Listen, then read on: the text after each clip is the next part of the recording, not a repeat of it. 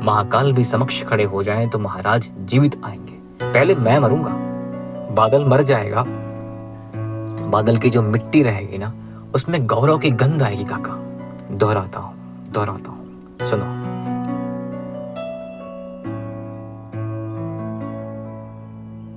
नमस्कार मित्रों, जौहर की संपूर्ण कथा वस्तु पढ़ने के बाद इस प्रकरण के ऊपर बहुत सारी जो कविताएं लिखी गई हैं, कुछ काव्यखंड लिखे गए हैं, उसके कुछ अंश मैं जरूर यहाँ पर डालूंगा। जिनमें से एक कविता है गोरा बादल। ये लिखी गई है पंडित नरेंद्र मिश्र जी के द्वारा। और ये कविता, मतलब आप ये समझें कि ये कविता पढ़कर यदि आप भारतीय इतिहास के प्रेमी हैं, यदि आपको इस मिट्टी से प्रेम है, इस कण से प्रेम है, इस रक्त से प्रेम है जो आपकी रगों में बह रहा है, जो आपके पुरखों ने आपके लिए बलिदान दिया है, अगर आपको लेश मात्र आप अपने हृदय में उसके लिए प्रशंसा फील करते हैं, ऑनर्ड फील करते हैं, तो आप समझें कि आप भावविभोर होने वाले हैं। आपके रोंगटे खड़े हो जाएंगे, आपकी आंखों में आंसू आ सकता है। मैं कविता शुरू करता हूँ, बाकी फीलिंग्स आपकी रहेंगी। मैं पाठक हूँ। दोहराता हूँ, सुनो रक्त से लिखी हुई कुर्बानी, जिसके कारण मिट्टी भी चंदन है राजस्थानी। ऐसी कुर्बानी, ऐसे युद्ध वहां पर हो चुके हैं कि अभी भी राजस्थान में चंदन की भांति मिट्टी पवित्र है और कलर्ड है। आप हल्दी घाटी जानते हैं ना, वहां की मिट्टी हल्दी के रंग की है ना। तो अभी भी आप इतिहास उठा के देख लीजिए, कुरुक्षेत्र की मिट्टी देख लीजिए।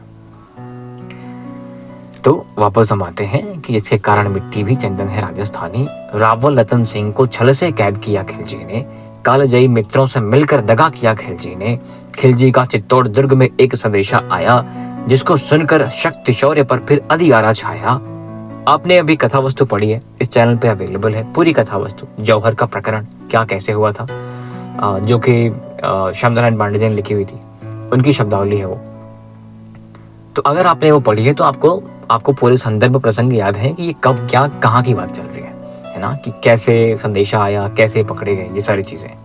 तो संदेशा ये था कि 10 दिन के भीतर न पद्मिनी का डोला यदि आया, यदि न रूप की रानी को तुमने दिल्ली पहुंचाया, तो फिर राणा रत्न सिंह का शीश कटा पाओगे, और शाही शर्त न मानी तो पीछे पछताओगे। यह दारुण संवाद लहर सा दौड़ गया रण भर में, यह बिजली की तरह क्षितिज से फैल गया अंबर में। महारानी हिल गई, शक्ति का सिंहासन डोला था सतीत तो मजबूर जुल्म विजयी स्वर में बोला था। रुष्ट हुए बैठे थे सेनापति गोरा रणधीर, और जिनसे भय खाती थी खिलजी की शमशीर। एक ऐसा व्यक्ति, एक ऐसा सेनापति जिससे खिलजी कांपता था, गोरा। वो महाराज से कुछ कॉन्फ्लिक्ट की वजह से नाराज थे। अब क्या होता है, अन्य अनेकों मेवाड़ी योद्धा रण छोड़ गए थे। कुछ ऐसी नीतियां बनी राजनीति में कि बहुत सारे मेवाड़ी क्षत्रिय वहां से हट गए थे, क्योंकि वो राजा का विरोध कर रहे थे कि अब अगर आप ऐसा करेंगे तो हम हट जाएंगे। तो अन्य अनेकों मेवाड़ी योद्धा रण छोड़ गए थे, रत्न सिंह की संधि नीति से नाता तोड़ गए थे।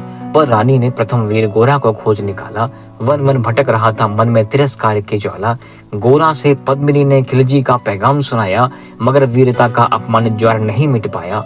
बोला, मैं तो बहुत तुच्छ हूँ, राजनीति क्या जानूं, निर्वासित हूँ, राज मुकुट की हट कैसे पहचानूं।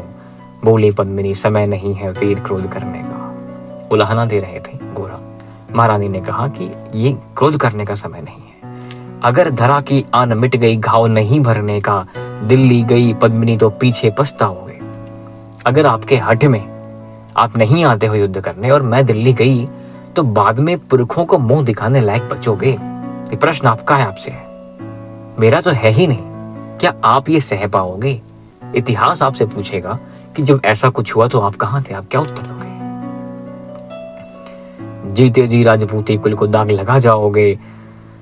राणा ने जो कहा वो माफ करो सेनानी, यह कहकर गोरा के कदमों में झुक गई पद्मिनी रानी। यह क्या करती हो? गोरा पीछे हट बोला, और राजपूती गरिमा का फिर धधक उठा था शोला। महारानी हो तुम, सिसोदिया कुल की जगदम्बा हो, प्राण प्रतिष्ठा एक लिंग की ज्योति अग्निगंधा हो। जब तक गोरा के कंधे पर दुर्जय शीश रहेगा, महाकाल से भी राणा का मस्तक नहीं कटेगा। क्षत्रिय हाथ उठाए, कहता कि जब तक जीवित हूं, महाकाल भी समक्ष खड़े हो जाएं तो महाराज जीवित आएंगे, पहले मैं मरूंगा। कि जब तक मैं जीवित हूं तब तक महाकाल से भी महाराज का मस्तक नहीं कटेगा। तुम निश्चिंत रहो, महलों में देखो समर भवानी, और खिलजी देखेगा केसरिया तलवारों का पानी। राणा के सकुशल आने तक गोरा नहीं मरेगा, एक पहर तक सर कटने पर धड़ युद्ध करेगा। विजुलाइज कर रहा है गोरा युद्ध कि अगर ऐसी कोई अवस्था आती भी है कि मेरी मृत्यु हो रही है, तो ये वचन है कि जब तक महाराज वापस नहीं लौटाते तब तक मैं मरूंगा नहीं। सर कट भी जाए, धड़ खड़ा होकर लड़ेगा, लेकिन युद्ध चलता रहेगा। तुम निश्चिंत रहो, एक लिंग की शपथ महाराणा वापस आएंगे। एक लिंग की शपथ महाराणा वापस आएंगे। महाप्रलय के घोर प्रभंजन भी न रोक पाएंगे। शब्द शब्द मेवाड़ी सेनापति का था तूफानी, शंकर के डमरू में जैसे जाएगी वीर भवानी, जिसके कारण मिट्टी भी चंदन है राजस्थानी। दोहराता हूं सुनो, रक्त से लिखी हुई कुर्बानी। पंडित नरेंद्र मिश्र जी कहते हैं, सुनो दोहरा रहा हूं। खिलजी मचला था पानी में आग लगा देने को, पर पानी प्यासा बैठा था ज्वाला पी लेने को। गोरा का आदेश हुआ, सज गए 700 डोले। आपको घटना पता है क्या हुआ था? 700 डोलों में सब राजपूत जाते हैं और बांकुरे बादल से गोरा सेनापति बोले, खबर भेज दो खिलजी पर पद्मिनी स्वयं आती हैं, महारानी आ रही हैं। अन्य 700 सखियां भी वो साथ लिए आती हैं। स्वयं पद्मिनी ने बादल का कुमकुम तिलक किया था, दिल पर पत्थर रखकर भीगी आंखों से विदा किया था। और 700 सैनिक जो यम से भी भिड़ सकते थे, हर सैनिक सेनापति था, लाखों से लड़ सकते थे, एक एक कर बैठ गए। सज गई डोलियां पल में, पर मिटने की होड़ लगी थी मेवाड़ी दल में। मृत्यु का भय मेवाड़ियों को कभी नहीं था। इतिहास उठा के देख लीजिए, वो मेवाड़ी पहले कौन मरेगा इस होड़ में थे, तो मृत्यु का भय कहाँ है? पहले मैं मरूंगा, पहले मैं मरूंगा, पहले मैं मरूंगा, इस होड़ में थे। जो सामने आएगा कटेगा भाई। हर सैनिक सेनापति था, लाखों से लड़ सकते थे, एक एक कर बैठ गए। सज गई डोलियां पल में, मर मिटने की होड़ लगी थी मेवाड़ी दल में। हर डोली की एक वीर था, हर डोली में एक वीर था, 4 उठाने वाले, पांचों ही शंकर के गढ़ की तरह समर मत वाले। एक अंदर बैठा हुआ है, 4 उठा रहे हैं, और 5 के पांचों भगवान शंकर के गढ़ की तरह समर के मत वाले हैं, युद्ध के मत वाले हैं। बजा कूच का शंख, सैनिकों ने जयकार लगाई, हर हर महादेव की ध्वनि से दशों दिशा लहराई। गोरा बादल के अंतस में जगी ज्योति की रेखा, मातृभूमि चित्तौड़ दुर्ग में फिर जी भर कर देखा। कर अंतिम प्रणाम चढ़े घोड़ों पर सुबह अभिमानी, देशभक्ति की निकल पड़े लिखने वो अमर कहानी, जिसके कारण मिट्टी भी चंदन है राजस्थानी। दोहराता हूँ सुनो, रक्त से लिखी हुई कहानी। जा पहुंचे डोलियां एक दिन खिलजी के सरहद में, उधर दूत भी पहुंचा खिलजी के रंग महल में। बोला शहनशाह, पद्मिनी मल्लिका बनने आई हैं, रानी अपने साथ हुस्न की कलियां भी लाई हैं। एक मगर फरियाद उनकी फकत पूरी करवा दो, राणा से एक बार मिलवा दो। खिलजी उछल पड़ा या फौरन हुक्म दिया था, बड़े शौक से मिलने का शाही फरमान दिया था। वह शाही फरमान दूत ने गोरा तक पहुंचाया।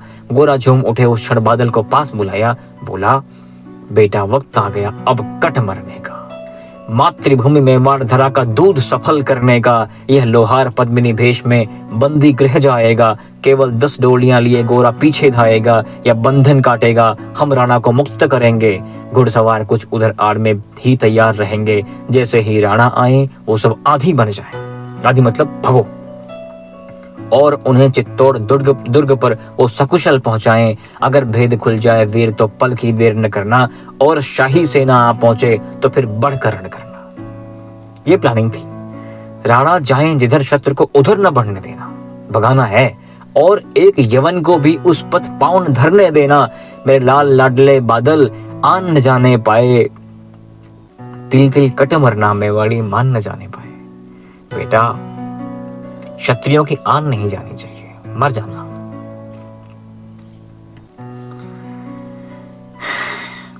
ऐसा ही होगा काका राजपूती, अमर कहानी।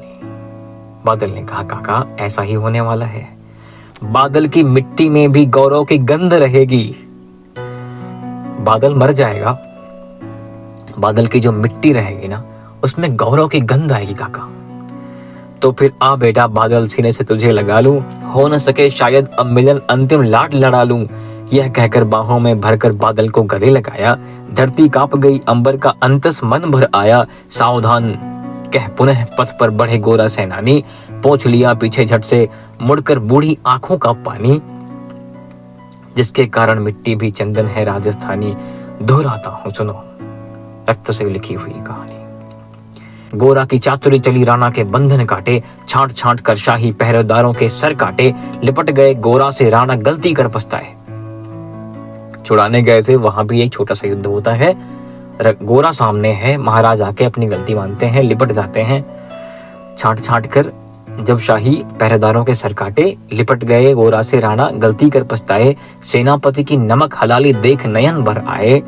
पर खिलजी का सेनापति पहले से ही शंकित था, वह मेवाड़ी चट्टानी वीरों से आतंकित था। जब उसने लिया समझ पद्मिनी नहीं आई है, मेवाड़ी सेना खिलजी की मौत साथ लाई है, तो पहले से तैयार सैन्य दल को उसने ललकारा, निकल पड़ा टिड्डी दल रण का बजने लगा नगाड़ा। दृष्टि फिरी गोरा की मानी राणा को समझाया, रण मतवाले को रोका जबरन चित्तौड़ पठाया। राणा चले तभी शाही सेना लहरा कर आई, खिलजी की लाखों नंगी तलवार दिखाई। खिलजी दलकारा दुश्मन को भाग न जाने देना, रतन सिंह का शीश काट कर ही वीरोदम लेना। जब चलता है पता कि नहीं आई हैं और ये भाग रहे हैं, तो ललकार देता है कि कुछ भी हो जाए उसका सर काट के यहाँ लेके हो। टूट पड़े मेवाड़ी शेरों बादल सिंह ललकारा, हर हर महादेव का गर्जन नभ भेदी जयकारा। निकल डोलियों से मेवाड़ी बिजली लगी चमकने, काली का खप्पर भरने तलवारें लगी खटकने। राणा के पथ पर शाही सेना पर तनिक बढ़ा था, पर उस पर तो गोरा हिमगिर सा खड़ा अड़ा था। जैसे ही महाराज जिस पथ से गए हैं उस पर जब सैनिक आते हैं तो वहां तो गोरा खड़ा है भाई। अगर महाराज तक पहुंचना है तो गोरा के ऊपर से जाना पड़ेगा, और गोरा कोई सामान्य योद्धा नहीं है, सामान्य मनुष्य नहीं है। कहा जफर से एक कदम भी आगे न बढ़ सकोगे, यदि आदेश न माना तो कुत्ते की मौत मरोगे। रतन सिंह तो दूर न उनकी छाया तुम्हें मिलेगी, दिल्ली की भीषण सेना की होली अभी जलेगी। यह कह के महाकाल बन गोरा रण में हुंकारा, लगा काटने शीश बही समर में रक्त की धारा। खिलजी की असंख्य सेना में गोरा घिरे हुए थे, लेकिन मानव वे रण में मृत्युंजय बने हुए थे। पुण्य प्रकाशित होता है जैसे अग्रिम पापों से, फूल खिला रहता असंख्य कांटों के संतापों से। मेवाड़ी शेर अकेला लाखों से लड़ता था, बढ़ा जिस तरफ वीर उधर ही विजय मंत्र पढ़ता था। इस भीषण रण से दहली थी दिल्ली की दीवारें, गोरा से टकरा कर टूटी खिलजी की तलवारें। मगर कयामत देख अंत में छल से काम लिया था, गोरा की जंघा पर अरि ने छिप कर वार किया था। किसी ने छिपकर जंघा काट दी। वहीं गिरे वीर जब गोरा जफर सामने आया, शीश उतार दिया धोखा देकर मन में हर्ष आया। मगर वाह रे मेवाड़ी, गोरा का धड़ भी दौड़ा। शीश कट चुका था, जंघा पे चोट लगा था, लेकिन गोरा का धड़ लड़ रहा है। किया जफर पर वार की जैसे सर पर गिरा हथौड़ा, एक वार में ही शाही सेनापति चीर दिया था। शाही सेनापति जफर एक वार में चीर दिया था। जफर मोहम्मद को केवल धड़ ने निर्जीव किया था। जफर को मारने के लिए गोरा का सर कट चुका था, गोरा का धड़ ने ऐसा वार किया कि जफर मर जाता है, सेनापति मर जाता है। ज्यों ही जफर कटा, शाही सेनापति का साहस लरचा। सेनापति मर गया, साहस खत्म। और सिर्फ सेनापति तो नहीं कटा था ना, गोरा भी कट चुका था। काका का धड़ देख बादल सिंह महारुद्र सा गर्जा। काका अभी मर चुके हैं, और काका की ऐसी हालत देखकर बादल से रहा नहीं गया।